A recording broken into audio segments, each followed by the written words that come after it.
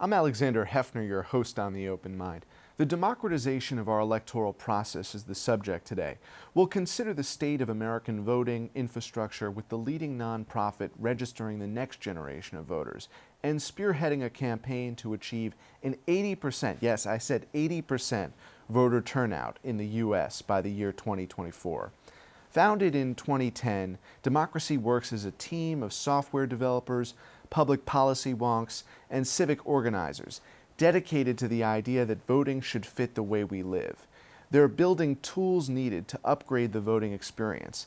Its primary service, TurboVote, helps voters register, stay registered, and cast a ballot in every election, from municipal to national. TurboVote signed up its millionth voter in 2016. Our vision is straightforward. Make voting a seamless experience for all Americans so that no one misses an election. And today we're delighted to welcome Democracy Works co-founder and Chief Operating Officer, Kathryn Peters. She's worked on the front lines of democracy, from grassroots organizing in rural Missouri to voting rights monitoring in Afghanistan, alongside U.S. political campaigns and the UN's Department of Safety and Security. Kathryn, a pleasure to welcome you here today. Thanks so much. Your work was founded out of a real passion for your fellow citizens so that you could really be your voter's keeper. Absolutely. And ensure that there is as close to full participation in this country as possible. That was the mission. And you're citing that historically, if you go back to New Deal era, really since the full enfranchisement, we had significantly better turnout.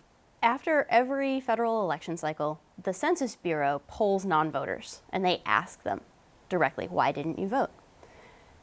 And the answers are many, but when you categorize them, there are small numbers who will say they feel alienated by the system or that there wasn't a choice that really mattered to them. But the majority, 2/3 of answers, come down to process. I missed the deadline to update my voter registration after move. I missed the transit options that would have gotten me to the polls. My work hours changed and I didn't have an opportunity to get there. I was traveling and hadn't thought to request an absentee ballot. So among the many things that you can do to change turnout or to improve turnout, modernizing voting and bringing it in line with our lives as we live them today is a really important part of improving turnout.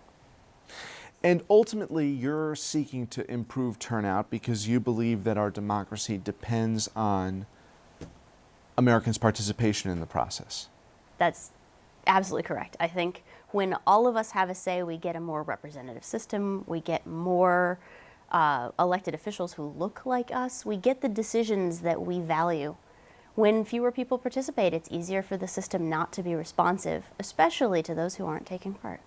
To give our viewers a sense of history over the last 3 election cycles, in 2008, there was a significant uptick in participation.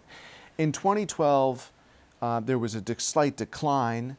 In 2016, in certain states it was depressed, in certain states it improved, but not markedly so. Voting in 2012 and 2016 paralleled each other. You're aspiring by 2024 to go from under half, less than half Americans participating, to closer to full participation, 80%. TurboVote is one piece of your efforts to enlist especially young people and newly registered voters. What are the other components as part of your strategy to use technology and human capital to improve turnout? TurboVote is a valuable starting point because it lets us serve voters directly. As we're helping register people and we're sending them reminders, they're writing back to us and they're asking direct questions. And we're having those conversations with people who want to know, I was once convicted of a felony. Am I eligible to vote again? Or I have limited mobility and I'm not sure how to know if I'll be able to get into my polling place. And those kinds of conversations have given us new ideas and generate, in many ways, a prioritization of how we can better help and what areas the process can improve. From there, we're able to work with a huge number of partners. So through the TurboVote Challenge, we bring in large corporations, Google, Facebook, Starbucks, and can discuss how they can engage their customers and also their employees to register. One of the pieces that we hear are people feeling that they've never felt welcome at the polls or welcome voting. And so that element of invitation, asking people to come in, asking them to have their voice heard, is a place where there's room for many non-traditionally civic actors to really get involved. We also work heavily with local and state election officials. We have an entire election administration team within the organization where we can help them release data in open formats. So on the Voting Information Project, our work helps publish every polling place in the country, every federal election cycle, and for many state and locals as well. With Ballot Scout, we're able to work with the states of Oregon and Virginia to track every absentee ballot through the mail so that voters can know that their ballot is coming, they can know that it was received. In Oregon especially, they can know that it was counted. That's a really valuable piece of feedback that, again, reinforces the positive elements of voting and can help more people turn out. We're continuing to work with election administrators to build tools that help make their workflows easier and help them better serve their voters according to our shared priorities. TurboVote is an essential tool for our viewers who haven't been on the site. Yeah. You can navigate the process. You can register to vote wherever you live. It's an very open simple. resource. We ask for your name, we ask how to contact you, a cell phone or an email address, and we'll start with where do you live. And based on that, we can help you register to vote, update your voter registration, track all of your elections, know when to vote early or on election day or by mail or absentee as need be and based on the rules, so that however the system works where you live, we can help make it easier to navigate. That guide is important. Beyond that guide, we had here Anita Earls, and we've had other people who are describing the obstacles to voters. Yeah. Some of them are based on age, based on status, socioeconomic status, based on race, barriers that still exist in this country when it comes to access to the polls. But the number one factor, according to the studies, and you can correct me if I'm wrong, is same-day voting. When you have same-day voting, you see markedly increased turnout. I believe that there is not a silver bullet to solving participation. I do agree that same-day registration at the polls is one really valuable tool. I think in terms of designing elections to serve the voters and offer them the best possible options, I would look to Colorado. They passed a series of reforms that allow for sending every registered voter a ballot in advance of the election by mail that they can mail back or drop at a drop box. They stand up what they call voter service and polling centers, where you can come and you can get registered in person, or you can cast your ballot right there if you've made an error with your mail one or one didn't come, or if you have questions and you want to talk to a person. Some people really value that in-person experience. And so they're able to provide multiple options, multiple paths to voting, and significant direct outreach that let voters choose the ways that fit their lives and suit them. And I would say that all of those things together make a huge difference. And I wouldn't necessarily choose one element of that and implement only a part of it. I've been really excited to see how those become sort of create virtuous cycles even among themselves in how you can engage voters and give them choices. In several states, there's been legislation, some of which has been approved to give citizens automatic voter registration. Where does that play in your advocacy of voting rights? I'd love to say briefly that we don't conduct any advocacy for particular policies or for voting rights generally. We are very much a software building and implementation of policy kind of organization. Sure. Automatic voter registration is still so new that it's hard to know what its impact on turnout is, but anything that allows the states to engage effectively with their citizens and ensure that everyone is registered to vote at the correct address, under the correct identity information, and ready to participate is really valuable. I think AVR, as it's being implemented in some states, could really be an amazing step toward that. I also think that projects like the Electronic Registration and Information Center collaboration is also an important step in that direction. It brings together, I believe, 25 states now to compare their voter rolls, look for voters who have died or moved in state or out of state, and allows them to clean old information off of the voter file while also reaching out to would-be voters who aren't yet current and helping them get registered and up to date. And so I think outreach direct from election officials in whatever form that takes. It's a postcard after you get your driver's license saying, by the way, we've put you on the voter file, welcome. Or whether that's a postcard from an ERIC update that says, it looks like you've moved to our state and haven't registered to vote here yet, would you like to? That kind of engagement and that kind of invitation really matters a great deal. You're tracking the software and the technology associated with the registration and voting process. Yeah. Experts say that our systems are still terribly obsolete. However, the great promise of e-democracy, like e-commerce as being the solution, now has seen reality, which is technology can be hijacking the political process in a way that is unhealthy to democracy. So now that our position has been hardened when it comes to technology, that it can be a force for good or bad in marring electoral processes, how can you assess the infrastructure of our voting at this moment, gearing up for these 2018 contests? Software and hardware are tools. It's true, you can use them for good and for ill. Going into 2018, the conversation among election officials is overwhelmingly about security.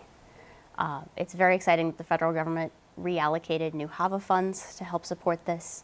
There are working groups engaging each of the states and their election offices directly with DHS, for example.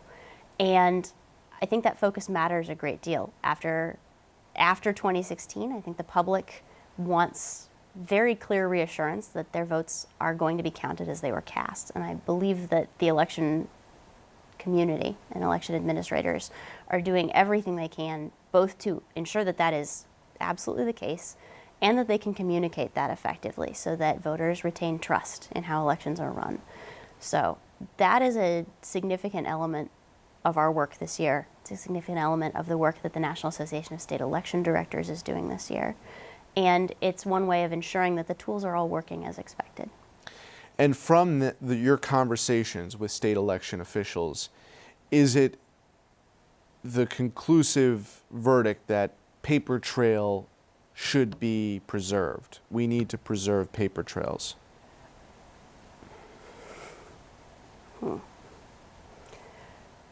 Being able to audit election results is one important factor in verifying. We will soon be working with the state of Colorado to build a risk-limiting audit system and allow them to conduct exactly that, a review of the votes and the counts that they were correct. I think that's a valuable element that many states rely on in verifying their election results and presenting them to the public. Computing electronically, there is not necessarily the firewall to check the tabulations in a way that you can assess whether or not a computer virus infected a polling site, whereas you can literally still see the... I see you're ambivalent because on the one hand, I mean, this is the... Audits are very important, and I think it's valuable that every state is able to do so. I know that there are jurisdictions that don't have paper trails, and I'm not a detailed enough expert in their machines to understand how they provide those same audits, but I don't believe that they completely lack those mechanisms. I think they have alternate ways of doing so, and I would feel ill-informed suggesting that any of those jurisdictions are completely unable to verify these things. There's always some ability to Right. audit the technology and understand what happened. And so the scenario where someone hacked into a voting machine without a paper trail with a virus and didn't get caught is a terrifying one, and I don't believe is necessarily the threat that Well, it predates it might seem voting. It feels scarier than I think it is likely to be. It potentially predates voting in that the state offices that manage the voter rolls could be subject to those viruses, and folks who are registered lawfully could be pulled off in the weeks or days anticipating an election. And so the auditing is not even just specific to Election Day. That's a process of safeguarding citizens' voting rights from weeks before, and it's an everyday challenge. But Yeah. I see your ambivalence, because at the same time, you're using technology with TurboVote and Democracy Works to improve the process. So we're at this kind of impasse where we fear that technology can be that villain. It can do quite massive ill, but I'm still thinking about that 80% number. Yeah. And I'm thinking about it parallel to Facebook or other social network sites that were able to accrue over years that kind of subscriber base. So what are ways that you want to further engage the technology constructively so that you can get to 80% or total voter participation? The technology is still simply a tool. When we're talking about engaging with technology platforms like Facebook or Google or Snapchat, it's important that everything is being designed around people and for people. And so when Facebook is being really effective right now around elections, it is that they are including reminders in the newsfeed that say, not only there's an election coming up and you can register, but we'll say things like, your friend is running a voter registration drive and they're trying to register 5 other people to vote. Would you like to be one of them? And I think it's a very important piece that it isn't necessarily Facebook suggesting voter registration in that case. It's my friend Sam. Right. It's my friend Kate. And I really love that technology, when it's working well, gets out of the way and lets us be in a community with one another and lets us be citizens together. And so that's one small example among others. But I would say that especially with the companies that do social relationships, that's a very easy way to do it. And it doesn't always have to be technology. Starbucks was putting an invitation to register to vote on their cup sleeves in 2016. And I think that kind of interaction it's less easy to click on a cup sleeve and it's less easy to follow through, but I think it's a valuable message and I think it's a valuable invitation to put out. I keep using that word. But being able to make people feel welcome, the technology is only a very small element of that. You're talking about people. I can't let you leave here without talking about people and the fact that the people have voted for candidates and campaigns that are anti-democratic in nature, not just in this country, around the world. So you must be getting some pushback when you're making the argument about fuller participation, when the people are the ones who are more often than not now electing autocrats. I recognize that there are cycles in any nation's political history in which we find sort of common ground in many ways by leaning in one direction and then to another. I think that the current trends in our particular representatives are part of this moment, and I don't necessarily believe that there's any trend leading toward autocratic government. I think all of us being involved is an important protection against that, because as more people have a voice and as they become involved, they tend also to become better informed, to get engaged in following what's happening, and to have an ongoing stake in that system. I think voting tends to be an easy entryway to a more active civic life, and it's not the end. And so 80% participation doesn't just mean that everyone comes out every other November and casts a ballot and then goes home and lets the system do what it's going to do. I think if we get to 80% participation, the real vision then is more people choosing to run for the school board and more people petitioning for and getting involved as volunteers with local participatory budgeting processes, and more people finding ways to move their communities forward together that all tie in to voting and all tie into our democratic systems, but that don't end at the ballot box. And so I think all of those together make for a much richer tapestry of civic life. Well, Kathryn, that's reassuring. So I appreciate that, and I think our viewers will too. In the final analysis, I also have to ask you this. In our lifetimes, will we be voting online? I'm not sure. Right now, the analogy is often made to banking. And banking online is spectacularly easy. I love it. My debit card is tied to an app on my phone and I track it. But there is still a significant amount of fraud and error that takes place there. And the value that that provides to us as individual consumers is so much greater that it's worth those costs. Greater than what? Greater than the cost of the occasional thefts that do take place. Okay, right? I see what you're saying. But I was confused because you're not saying that the value of the voting online would be inferior.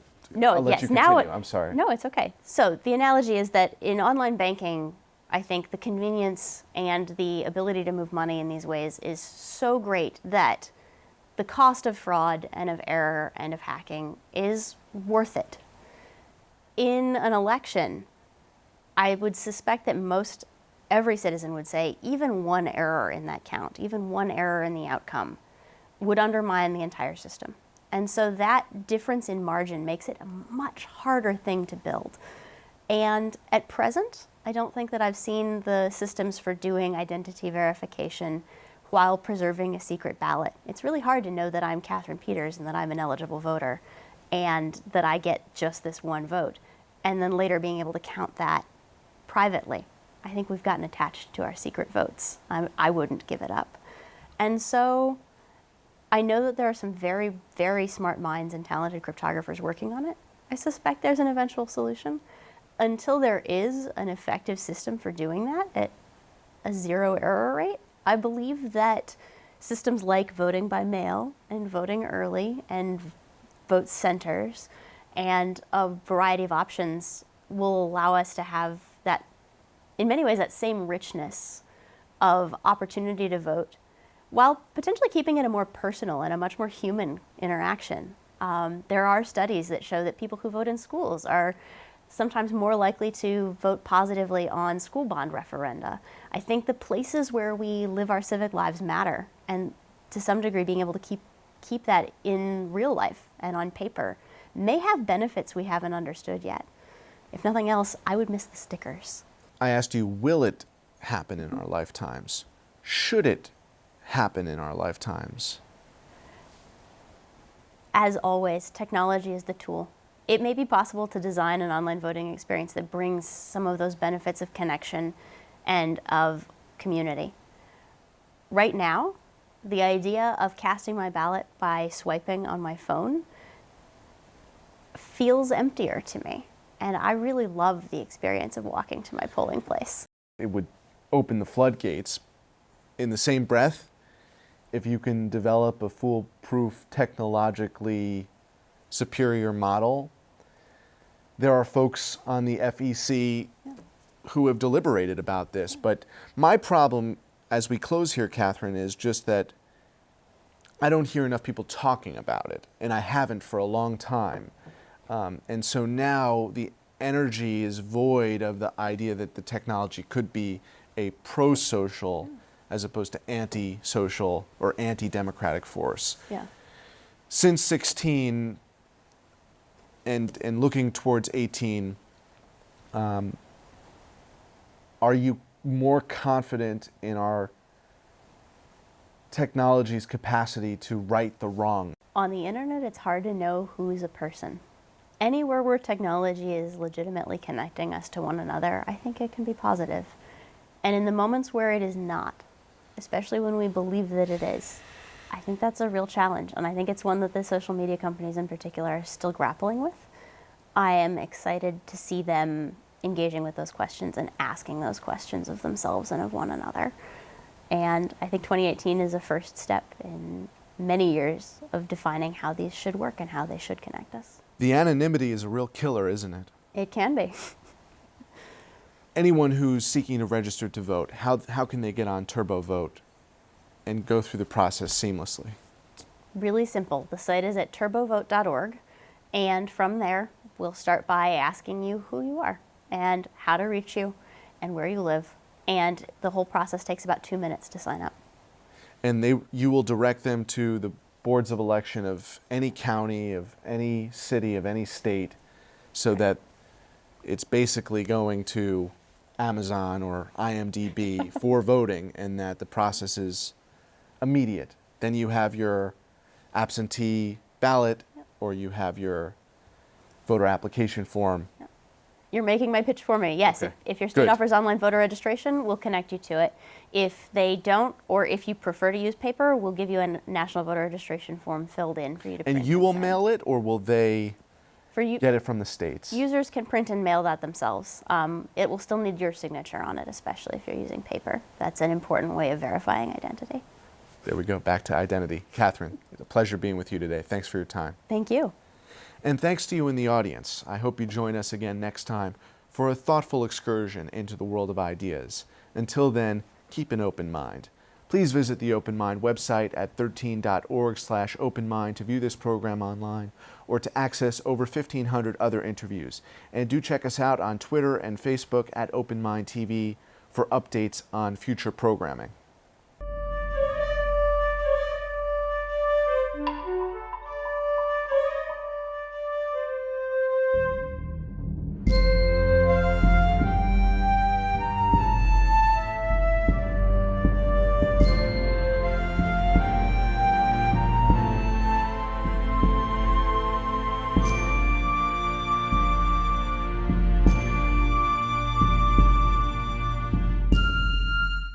Continuing production of The Open Mind has been made possible by grants from Ann Olnick, Joan Gans Cooney, the Engelson Family Foundation, Alfred P. Sloan Foundation, the John S. and James L. Knight Foundation, Joanne and Kenneth Wellner Foundation, and to the corporate community Mutual of America.